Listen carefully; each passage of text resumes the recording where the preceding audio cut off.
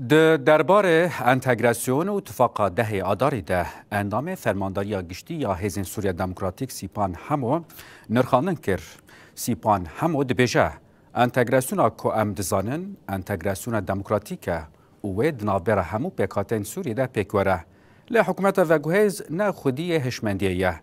سیپان همو دیار کر کو اتفاق ده آدارشی گرینگه لی حکومت وگوهیز بکریارن خواه اتفاق والا درخست فقط ام وکو فرمانداری قصد ام گوتن انتگراسیون جی گوتن دمجی جدا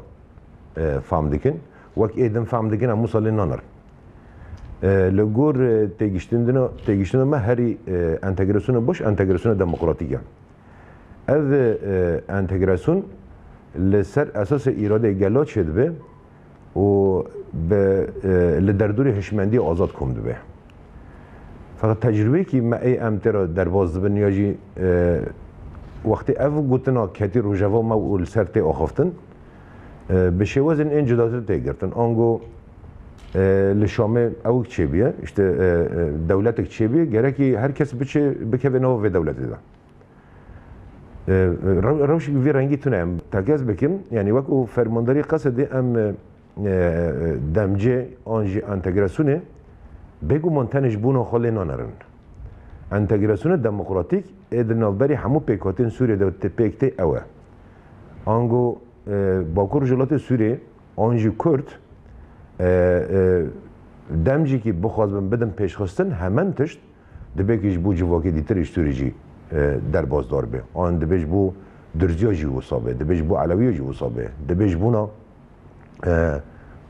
مسیحیین سوری و هر وسط دبیج بو جواک سنی جو وصاب یعنی وقتی سوری یا جی در سلادار هی خواهان دا اصلا ناسکرنا توایی پیکاتین هنه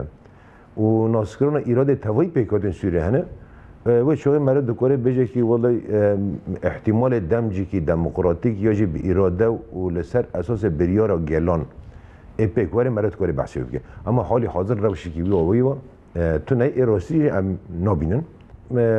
گلک جارا بحثی اوی تیکرن اشته اتفاق ده آدار تیکرن اشته بریز مظلوم عبدی و احمد شرع ولی شامل ده آدار اتفاق دان شیکرن تمام یعنی تشتکی خراب نینه تشتکی ارینی بو لیاما حکمت دمکی یا جی اوری و بریاد دمکی شامل جو آلی خوب و اتفاقا والا درخستن تام روزی پیک هاتین زاتن ل هرم بر آو او داتن مشاندن این خطر عامل مزن داتن مشاندن جالی و دیتر و وانا لسر هشمندگی پر جداتر مدی لسر سویدا چه ایریش پیش خستن ما وانا شاهدی و بون مدیتن